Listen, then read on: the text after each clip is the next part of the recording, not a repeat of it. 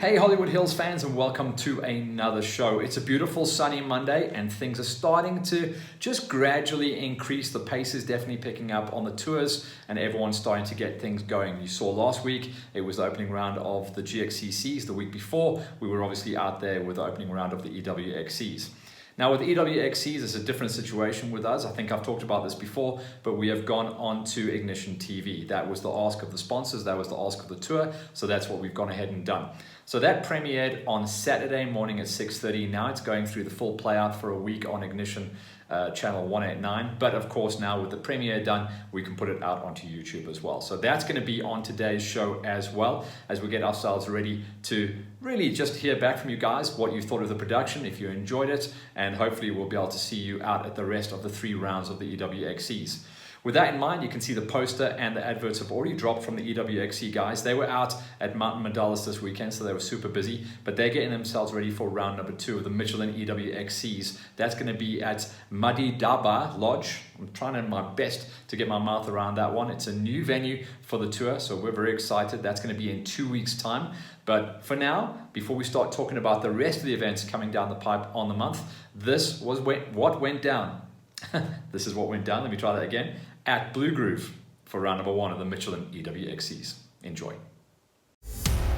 This first round Michelin EWXC racing action is proudly brought to you by SX Fuels, Fast KTM and Mayfair Gearbox. After signing off on the 2021 championship way back in April, we're here now at the end of January in 2022 to kick things off for the brand new EWXC championship at a brand new venue. Blue Groove has given us record entries and it looks like it is going to be an absolutely mint layout of a track. Starting off very motocrossy and then we go up into the mountains. If the weather stays like this, it is going to be primo. But welcome to the 2022 EWXCs.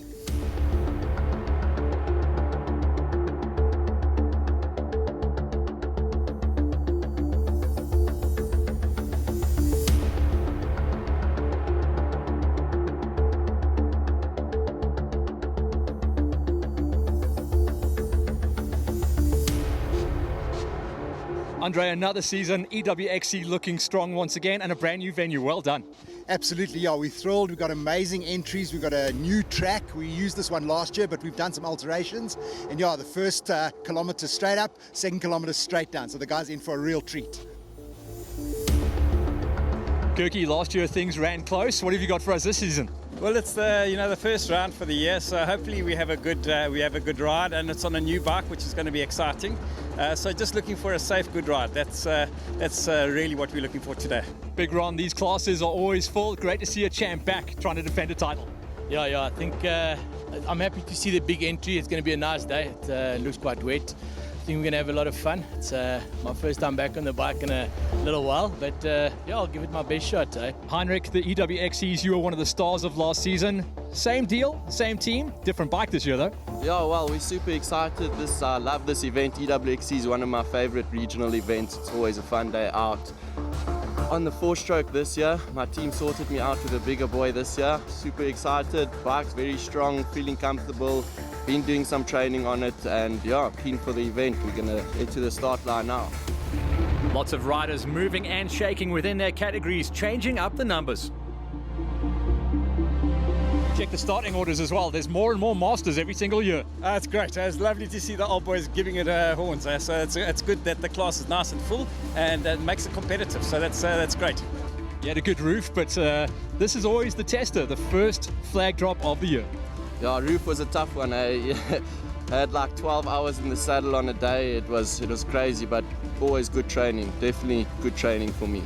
I was chatting to Andre just now. When it's a good entry for the first round, we know it's going to be a good year. What's your take on it? It's going to be a good year, I think so. It's good. Everything's opened up again. We can race, we can have fun. It's going to be good. We need it. It keeps us sane, so it's good to be here.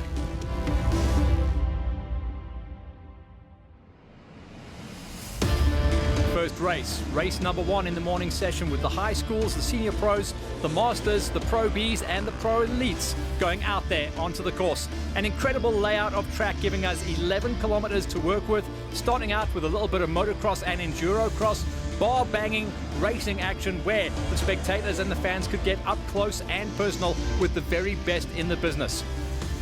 The morning session was going to be the elites going out for a massive 5-lap racing format, but we were looking at a potential 25-minute racing lap, meaning this was very much going to be a sprint affair for everyone to hold it wide open and see if there were any cracks in that off-season training. The Blue Groove venue was an absolute perfect start for the season, just on the outskirts of Hartbeespoort Dam, and everyone was pumped to get back on the bikes and back out onto the trails. Join us after the break to pick up on the racing action from race 1 of the EWXCs.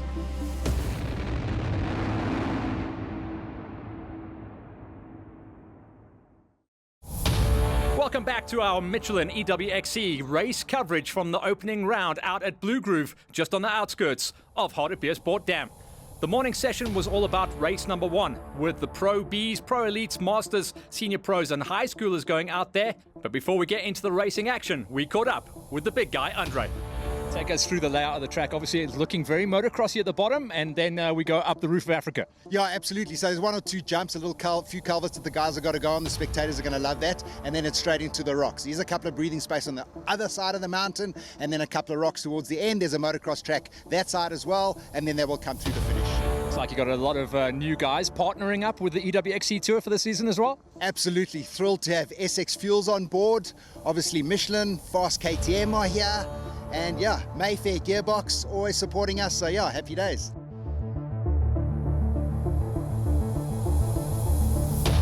Out on the course, and we start things out by going on board with Mike Campbell. He's running the race number 5, racing out of the Masters Gate this season, and he just gives us a look and feel and a taste of what it's like going up into the mountain on the single track for the very first loop. Remember, this is the first time any of these riders get to spot the lines and understand the terrain they'll be racing on for the rest of the day. When it came into the racing, 6th place went to Romano Cavina. Cavina and his brother Rudy have been absolutely stellar riders back in the past, racing cross countries and motocross back in the day, and this is the first time they've joined us on the EWXC Tour. Romano taking a number 6, Rudy taking a number 5. They will be championship players if they're in it for the long haul. Peter Hall as well, coming off a 3rd place in the Bronze Roof of Africa just a month and a half ago. He's going to be a championship one to watch out for as well. An absolutely dominating character, a big dude, and 4th place at his first ever event. The 2021 reigning Masters champion, Captain Sean Kirk, unfortunately fell down and made a few too many mistakes on the day, dropping him down to 3rd place at the first time of asking. That left new spaces in the 1s and 2s. Lars Brandlin getting his rock and roll going up into a number 2. First ever time racing with us on the EWXCs, and he very nearly walked away with the win. The win this time going to Johnny Viviers. Johnny was 3rd place in the Senior Pros last year. He aged out. He's moved up into the super fast old dude category, and Johnny Viviers gets his win streak going with the opening round. Getting old and fat, buddy. Come on. Not everyone had such a clean run to the top. In the Senior Pros, we saw a lot of new blood coming in here as well. Andrea Casillo, he has been rocking and rolling on the tour for a couple of seasons now and definitely put in some off-season work. Matt Gregory on the 666 Yami, he has been a stalwart on the sport and definitely left some cracks in his training in the off-season. He's going to have to muscle his way through and get better as the season goes forward. Matty still walked away though with a top 5 placing. Welcome back to the Raceworks crew, Luciano Kraling and Francois Dutoy. Good buddies, good friends, good training partners, and they were good friends out there on the trail as well. Luciano rocking a number 4 with Francois Dutoy, also coming and aging out in his first season in the Senior Pros to step onto 3rd place. Shows that he has put a little bit of mileage in the off-season. The reigning champ from last year, Ronnie Fenter, who was in a dice the whole way through last year with Ivan Roux. No show for Roux this time, and Ronnie having to step down to a 2nd place. He definitely will have to put in some training before the next round in just over a month's time. Richard Fenter then stepping up, getting the moves going, and he is going to be championship leader going into the next round. The Pro Bs also gave us some huge numbers and some great names to work with. Please let these guys stay with us for the whole tour because it's only a very short 4-round championship. Wayne Jansen in a number 6 with Luke Gavea. He knows his way around this kind of terrain, and a lot of riders do use this kind of terrain and this training facility to get themselves ready for the upcoming season. Simpiwe Mhlungu also got in a really good ride. He had a good drop off the gate, went out with the lead bunch, and didn't really drop off the pace as well. So he's got some good fitness that will see him running stronger and possibly chasing down the top threes the next time we go out. Dale Deeb running out of the fast KTM squad, that famous number 23. He has got a rock solid style, never looks out of shape, never looks out of breath. Third place for him. It was Gabriel DeToy, though, who made the big step up. Gabriel, coming out of Pro Minis last season, now steps up into the Pro B category. So this is his first big bike class after finishing second in the Pro Minis in 2021. He is definitely going to be a huge threat to watch out for. And then coming out of the Titan squad, so their training facility just a few kilometers away from here, it was Lenny Bagwitz getting himself onto the tippy top, putting in some eye-wateringly fast lap times. When you talk about eye-watering, that was the description for the gate in the high school class. Around about 6 or 7 guys that could, on their day, walk away with a win. 6th place on this round went to Kieran Brown, coming off a couple of seasons on a Yami, now getting himself used to some new equipment. Up the road from him, inside a solid top 5, was Owen Sequeira. Although he said it did take him a while to kind of warm himself up, very hard to go straight up the mountain. Whatever you've done in the off-season is going to show the cracks very, very early on. Joe Bauer was up the road from him as well, another rider coming out of the Pro Minis and getting himself used to getting up into the big bikes. He was good enough to get himself onto the number 4 spot, and up the road from him was an incredible battle on the day that saw 2 riders smashing bars the whole way through. Clayton Cott, who lined up feeling very grey. He said he wasn't 100%. He said he was running on the day around about 80, maybe 70% all day long. Felt very out of gas, but he still had it to take the battle to Matt Battersby. These guys were very evenly matched in the early laps before Clayton Cott did fade backwards, and then Matt Battersby was able to press home his advantage. Coming off a 3rd in the high school championship from last year, Battersby rocked it to a number 2 spot. But the surprise package was the motocross crossover. Boren DeToy absolutely smashing it on his first ever ride on the EWXCs, and he saw a clean checkers. Won't be long until he's racing with these guys as well into the Pro Elite category, where Ryan Sequeira, the 2020 champion, could only muscle his way through to a number 6 ride. That just shows how fast the speeds have got in the Pro category. Up the road was Leonard DeToy, the only rider on the day to go fully over the triples, and another rider who has jumped out of the Pro Bs straight up into Pro Elite, and he started to make a big name for himself. Jordan Cowley, J-Dog they call him as well, was up the road from him on the 444. Jordan Cowley, the reigning high school category champion from 2021, and he has found a seat at the big table now as he walks away with a solid number 4 ride at the first time of asking. Austin Stewart traveled all the way from Lesotho, a guy with a lot of pedigree. He knows his way around the big extremes, but this was his first time out at a sprint race format. That is how the EWXCs run. He was still good enough for a number 3 ride. Armand Fari, who's now in his 2nd season of racing full pros after coming off some injuries and problems in last season's events, now he is going to be a championship threat. 2nd place and some very fast lap times. The only guy that could run close to the eventual winner. That was Heinrich Aust, the reigning champion from last season in the Pro Elite category, famous for rocking out on the smaller Husqvarnas, stays with the factory Husky squad, but now going across onto a 4-stroke. That's been the international trend with riders such as Billy Bolt, but Heinrich Aust was absolutely gone on the day once again, loves the EWXCs, uses them to get himself fit and ready for the national championship chase, and it was a checkers to start things out. Heinrich, banger of a race, and looks like the off-season training is definitely on point. Yeah, for sure. Overall today, super awesome day. Like I said in the interview this morning, EWXC is one of my favorite events, super cool. Short distance loop, fast sprints, just everything amazing on a motorbike. I digged it a lot, came home with a win today. Super awesome event, thanks guys. Armand, always good to test the metal at the first event. How did that go for you? Yeah, it was really good. Forgot my timing tag, so I had to start in row 2. And then first lap, pushed hard, made some good lines, and caught into 2nd at the end of the first lap. Kept it there, corrective time, made some moves, but yeah, back markers were quite challenging to get through, and the track got really demanding. Not that technical, but really hard physically on the body. But my bike was on point. I'd like to thank Raceworks for that, and Suspension Studio, Dennis, for sorting out my suspension, felt amazing, and my Metzler tires were hooking up great. Kirky, when it comes to breaking down a race, you're always the man to talk to. Tell me, what was the track like, and how did it go for you? The track was good. The first lap was a little slow. The second lap was better, and the third lap was obviously it had bedded in, so it was a little bit quicker. But yeah, great track. I think the guys did a great job for the first round. It was in your face immediately. Nice. But I think the second lap made it a little easier, and the third lap was obviously was the prime of all three, to be honest.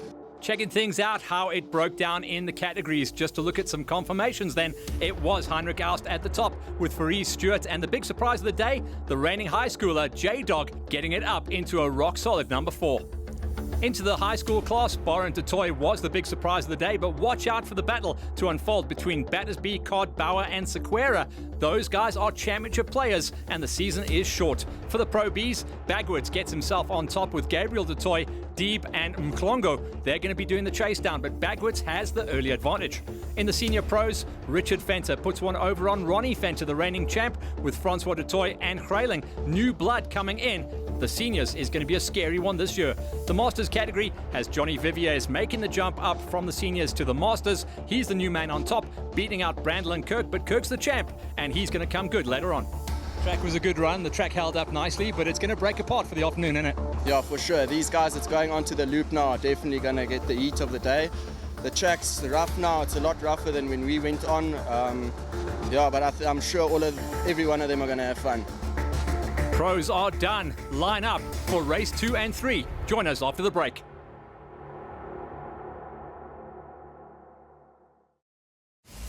Welcome back to our coverage of the opening round of the Michelin EWXC series out at Blue Groove, just on the outskirts of Hartbeespoort Dam. The morning session, race number 1, was all about the pro categories. Now we go into races 2 and 3, and there is going to be a different look and feel this time around. Once again, we caught up with Andre. Tell me about the junior loop. What have the kids got?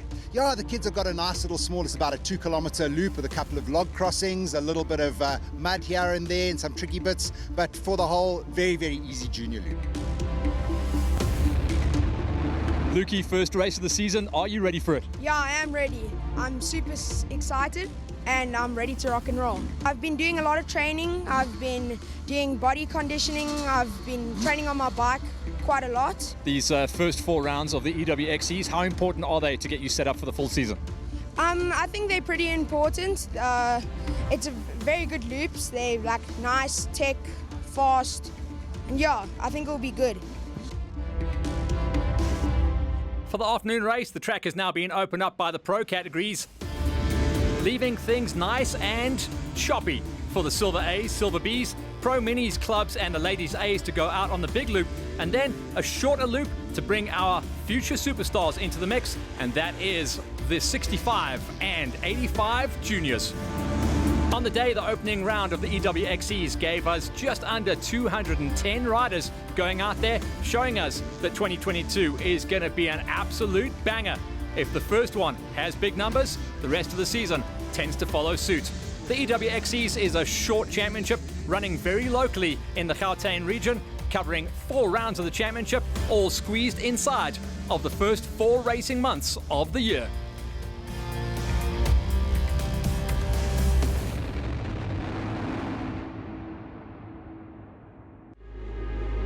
For the junior riders, they had an awesome time. The Blue Groove facility giving us lots of lowland, little mountains to work with, and a ton of motocross and a little bit of forest to keep the kids nicely entertained.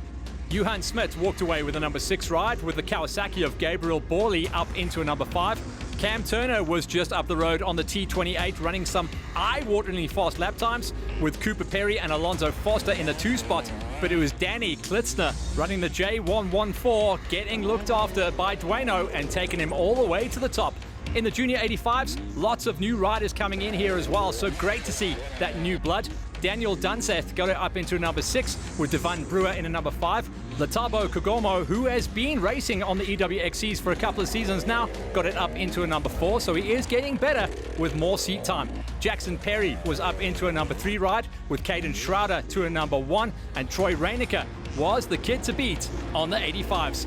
The ladies A's were the two ladies that were rocking last season's ladies B category, with Kendra Lewis-Monto beating out on Jessica Van Rossum. Just two ladies racing with us at the moment. Back out onto the big loop and picking up on the action from the clubbies. 34 entries, giving us the biggest numbers on the day. Robert Jessup inside of a number 6, with Troy Crowcamp walking away with a number 5. That's going to set him up nicely for the beginning of his championship chase. Justin Smullen inside of a number 4, with Kai Plows just a little bit further up inside of 3rd place, and Nicholas Sothman getting it up into a number 2 ride. But it was Luke Battersby that came out of practically nowhere last season. His highest finish in the clubbies was a 6th place. This time around, he walks away with his first ever EWXC win. Been tough for what? It's okay, I'm on my 2nd lap now. Nice. If you do it too many times, it's hard. I get you. The only problem is you get tired. Quickly. Makes sense to me. The more you ride, the more tired you do get. In the Pro Minis, the kids that went out there on the big loop, on the small bikes, this was an incredible feat for these guys to go and get it done, but they all reported back that they absolutely loved this layout of the track. Noah Lewis-Monto was inside of a number 5, with Tyron Monroe taking a number 5 ride. Damon Garrell up the road inside of number 4, and they all had spectacularly fast lap times to boot as well.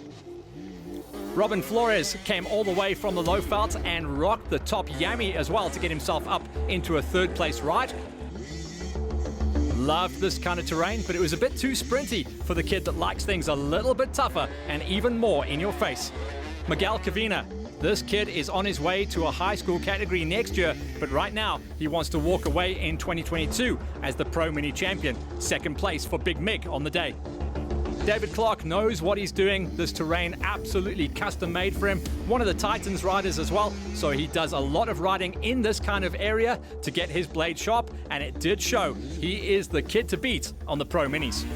Back out on some of the bigger categories once again. Silver Bees giving us strong numbers. Alex Layton up inside of a number 6 ride, with Angelo Dimitriatis into a number 5. Speed Hut and onto New Machinery under the Sherco colors this time. Tristan Murray getting up to a number 4 ride, with Enzo Alcaraz to a number 3 ride.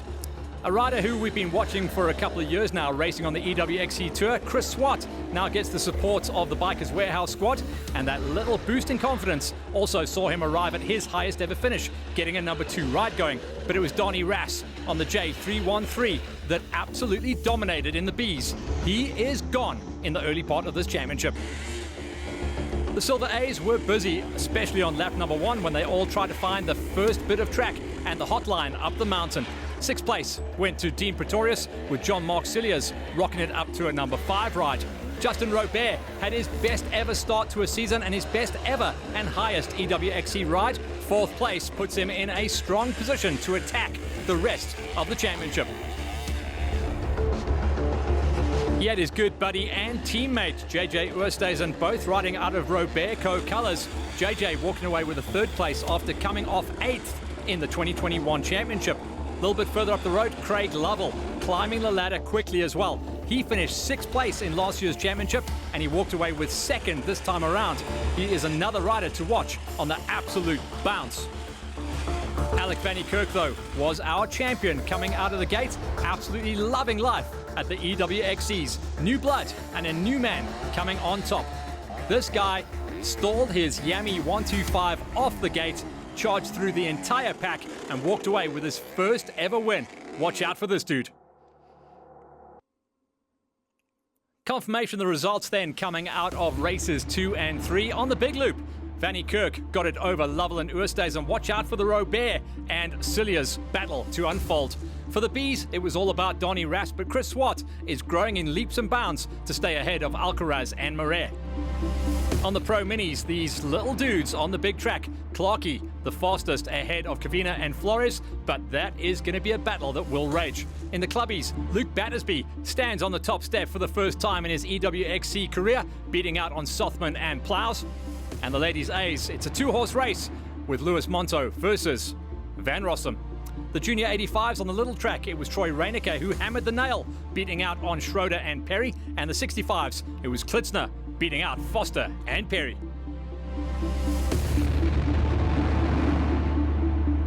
A good day at the office and a fantastic way to kick off the short 4-round EWXC Championship.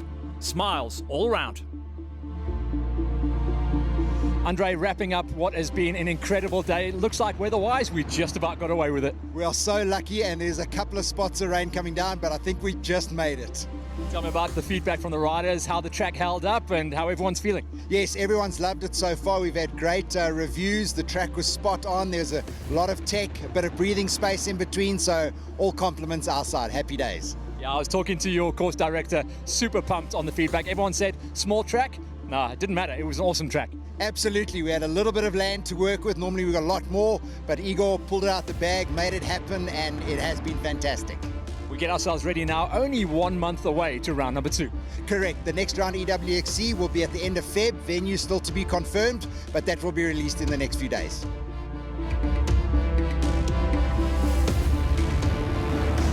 Things could not have gone better out here at Blue Groove, the opening round of the EWXC 2022 Championship. Well over 200 riders, everyone had a banging day, and we cannot wait to deliver round number 2 in 1 month's time.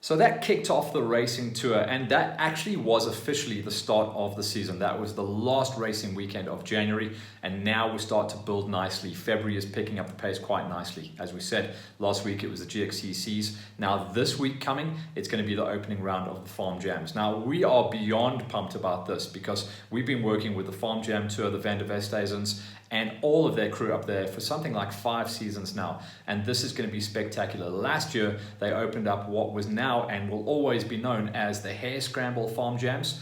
And it kind of took a while to get its place and position, fitting somewhere between the EWXCs and the GXCCs. It's a real flow, nice, rideable, everyone can get on with the tracks, and it was a little bit tight at the beginning of last season. We've gone back to the Isiala Lodge. The guys have blown this track wide open. Most of the track has been cut like 4 bikes wide.